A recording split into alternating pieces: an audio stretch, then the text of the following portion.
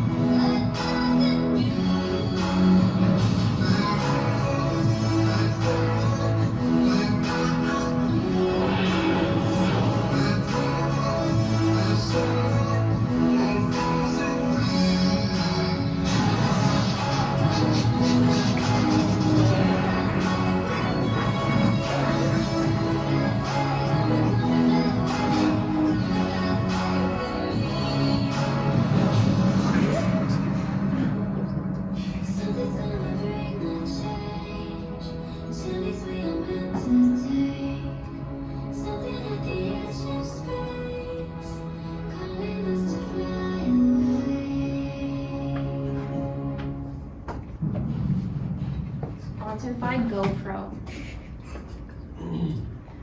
All right. So before we begin, how many of y'all are brand new to AAA in the team? Never been anything in here before? Cool. Well, okay. You might have been on like UAV or something before. How about completely new to rocketry as a whole also? Okay, most of y'all as well. Cool. I'm very, very excited to be your first formal introduction to rocketry concepts. Cool. All right, so this is Space City Rocketry, where you represent UH at the International Spaceport America Cup, which is the video I just showed you. So this is a competition held each year in Las Cruces, New Mexico, middle of nowhere. Closest thing of relevance is White Sands, which is where they tested the nuclear bomb. 100 plus universities compete each year. It's international, so they're from all over the world. And the goal of this competition is to create a well-engineered rocket which precisely reaches your stated goal apogee, carries a scientific experiment, and returns to the ground without damage. Oh, shoot. So yeah, you might not recognize all those words yet, but we'll get into that. And UH has been doing this since 2018, so this is going on to our 5th year competing in Spaceport America Cup. And before we move on again, I'm going to show you one of our previous flights. So this was actually not launched at Spaceport America, but this is the flight of Oberon down in southwest Houston, kind of near, like if you went directly west of Webster, there's just like cow fields out there, and that's where we launched this. This is Oberon's flight last, like 2 years ago. Launching in 5, 4, 3, 2, 1. It's slow motion at the beginning. This is not real time.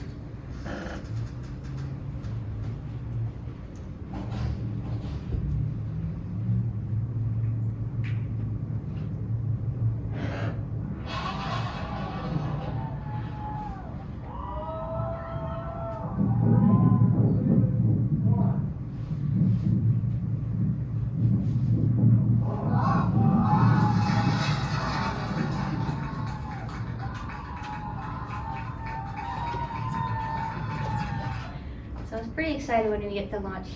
Backstory here, we had like 3 failed launches before this. Anyway, we'll get to that. Oh, okay. Now, who the heck am I? So, my name is Emily, like I stated. So I started doing rocketry my senior year of high school. After I came to UH in 2018, I joined AIAA. So I started off in the rocket team as the avionics lead, the following year as the project manager for Oberon, with Alex as the chief engineer. I graduated this May with a degree in physics, and I'm currently in training to be a Cronus flight controller for the ISS down at Johnson Space Center.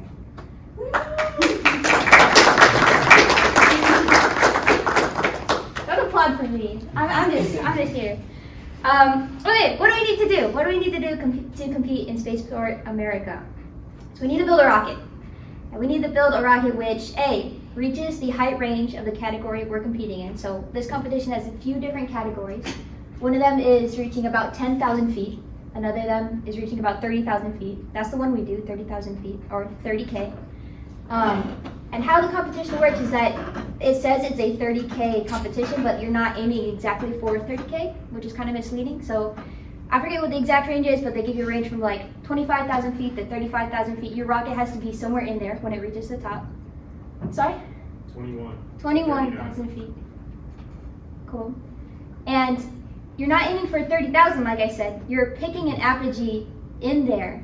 So let's say we declare right before we launch, we're going to reach exactly 32,156 feet.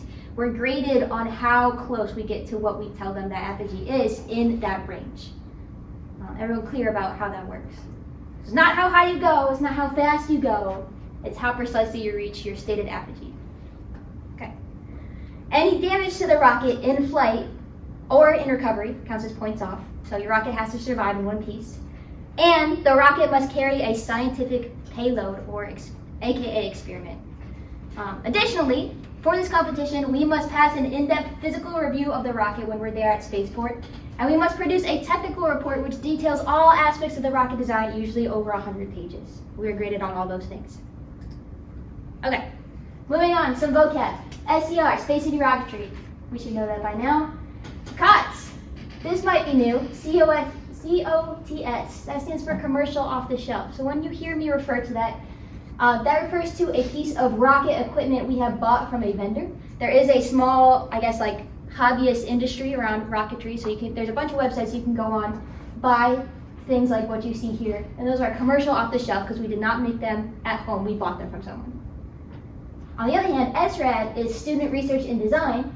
That means you got the raw materials and you somehow made that component yourself with only your hands and your brain. I guess you buy the raw materials, but then do stuff with that. Anyway, mostly in this competition, when you hear us refer to that refers to motors.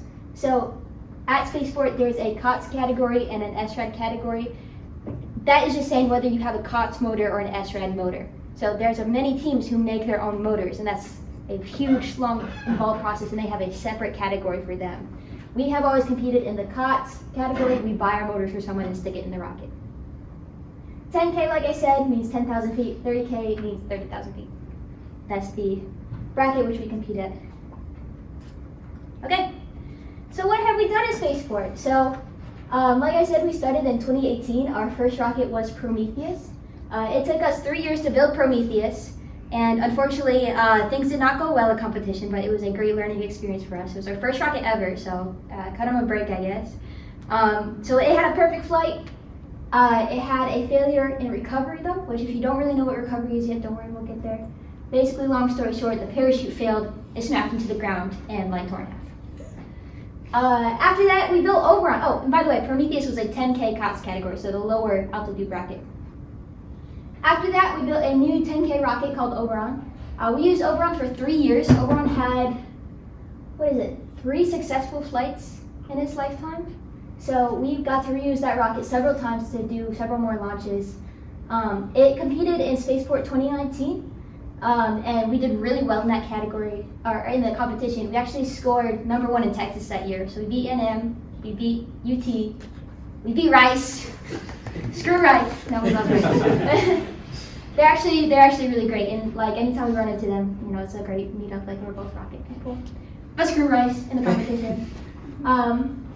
So we used Oberon for 3 years. After that, we're like, well, we've mastered 10K pretty much. Let's move up to 30K. And last year we built Zenith, which you see on the right here. You might recognize some of those spaces. So those spaces, since it was just last year. Unfortunately, Zenith suffered the same fate that Prometheus did: recovery failure, parachute failure, and unrecoverable damage. All right, and this is just kind of what I went over just now. I skipped ahead of myself. 18th overall, we ranked in 2021.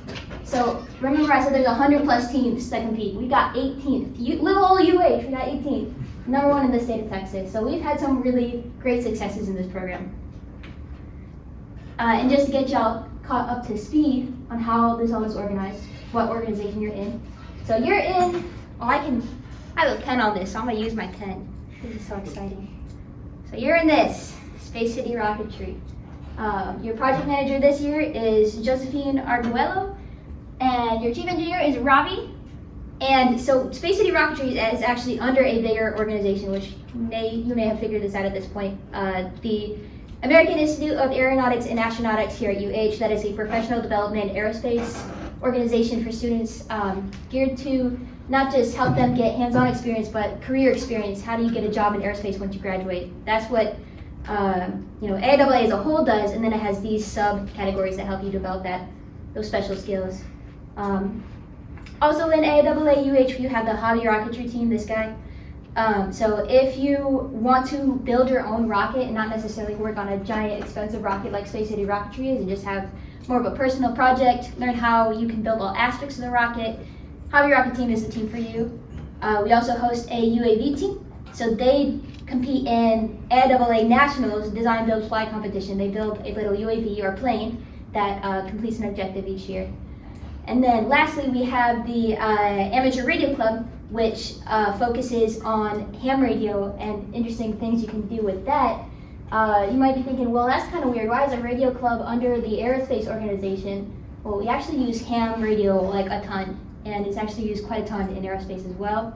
So yeah, it's gonna come up later in here why we have that. And then, so let's go back to Space City Rocketry.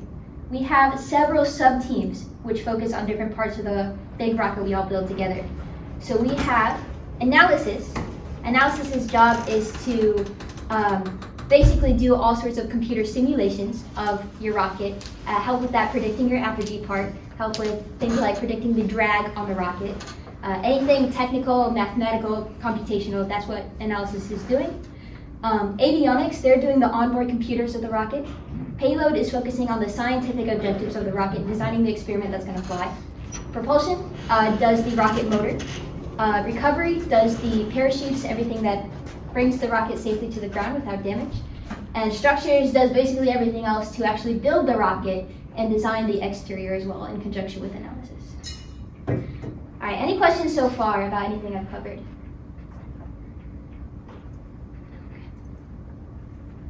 All right. Oh dear, my marks didn't erase. How do I do that? Oh. Cool. Sorry about that. All right. So this team is not limited to any specific major, any specific grade or experience level.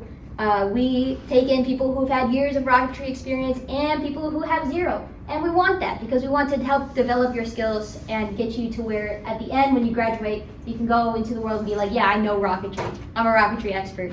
Go ahead and hire me. And we take in all sorts of majors. This was the team composition back when I was project manager. So you can see we have majors from all over the scientific and engineering aspects of UH. All right, lastly, really quick, I'll cover in this presentation is where do we store all our information and stuff about the team? Going way back to 2018. So we have a team drive, it's just on Google Drive. Once we get done today and you get to work on Monday on rocketry stuff, you can ask your sub-team lead if you can be added if you're not already. That contains every single bit of documentation we've ever created. Also a bunch of images of us doing dumb stuff through the years. Just everything is in there. So if you ever have a question like, oh, I wonder how they did the specific wiring hookup on Prometheus, you can probably find it in there. And lastly, I want to talk about your resources real quick. So just going over the structure of the organization, and if you ever have a question, if you ever feel really confused about what's going on, you're like I'm not up to speed. If you ever have an interpersonal issue, if you ever see a safety issue and you want to report that and raise that, this is how that all works. So first off, you can always ask your fellow team members. After that, you can raise your concern or your question to your sub-team lead. Above them, you have the project manager and chief engineer. Those guys are on the same level. There's not one above the other, so you can talk to either of them. Above them, you have AAA administration. So our president right now is Haley Stafford. You could also talk to the other officers. If all of that, you still feel like your concern isn't being addressed, you can talk to the faculty advisor, which I don't know what her name is. Dr. Sescon. Dr. Sescon. You can talk to Dr. Sescon. Or at any part of this, if you're like, well, I don't really want to talk to anyone in the organization about this, is there someone else I can consult? You can always talk to the alumni. So I'm an alumni. I only want the best for the team. So if you ever have something you want like an outside observer to just hear both sides, alumni are out there. There's another alumni, Samar, who's also helped with these type of things. Really helpful, smart dude. You can always reach out to us privately or anything like that.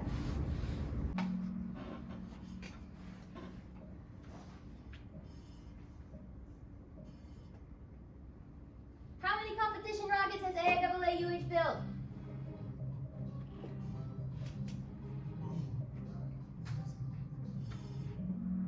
3. Alright, so can someone name what the names of them are? Someone raise their hand. Now you, Robbie. Yes. Prometheus, Oberon, and Senate. Yes. And what was your name? Orlando. Orlando. Alright. Nice job, you guys. Alright. Tied for first already. And for second. How many of AAA UH's rockets are still intact?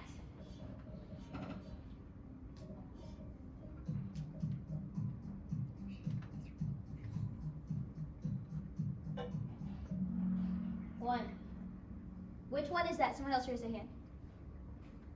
Oberon. Oberon, yes. What was your name? Hussein. Hussein?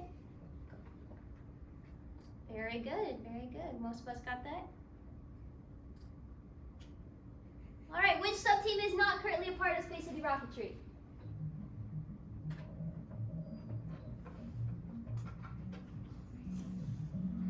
Dynamics. Woo! Almost perfect score. Whoever that one person is, don't feel so bad. But, yeah, we have Dynamics.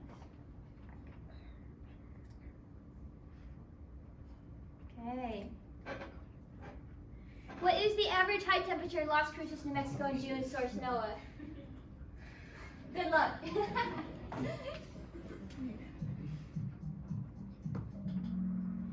Wow, quick answer. How did that happen? No one got it right. Not one person. So it is 95 degrees Fahrenheit average high. So that's average. It can go higher than that for sure. The kicker about Las Cruces though is that it's in the middle of the desert. So not only do you have that crazy heat, you have that crazy dryness as well. On average, how many days does it rain in Las Cruces, New Mexico, the month of June, source NOAA?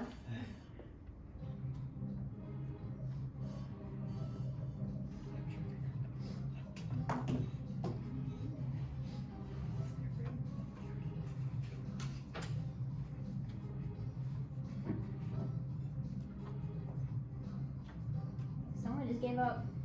There we go. One day. So it hardly rains in Las Cruces unless you went to competition last year where it was almost rained out. Okay. All right. Got some people pulling away. At Spaceport, teams are judged on many aspects of their project, which is one thing we are not judged on.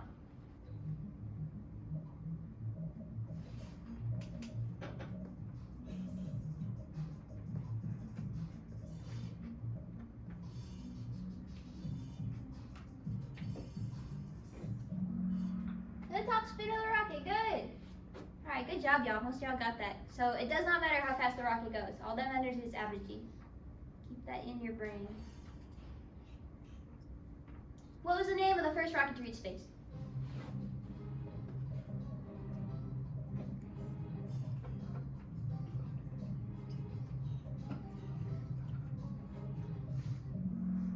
The V2.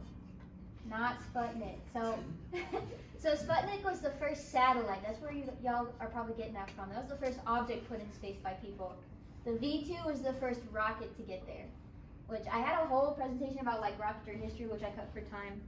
But y'all should look into that. It was created in World War II by the Nazis. Anyway, interesting history. Which is the most powerful rocket ever launched, achieving the rocket motor class of AG?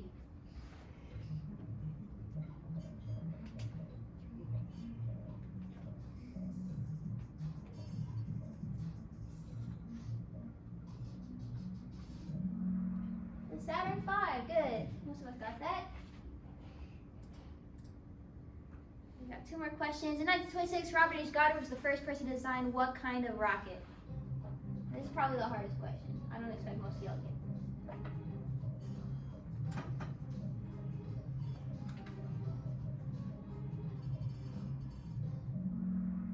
this. The sounding rocket. Two people got it. Nice. So the reason I bring this up is because a sounding rocket is not an arbitrary type of rocket. It's our type of rocket. So that right there, that's a sounding rocket. Why is it called a sounding rocket? I don't really know. But sounding rocket refers to the little ones that go up into Earth's atmosphere and study the atmosphere, not the ones that go to space. And last question. While designing the Saturn V, Werner von Braun partnered with who to make short films teaching kids about aerospace?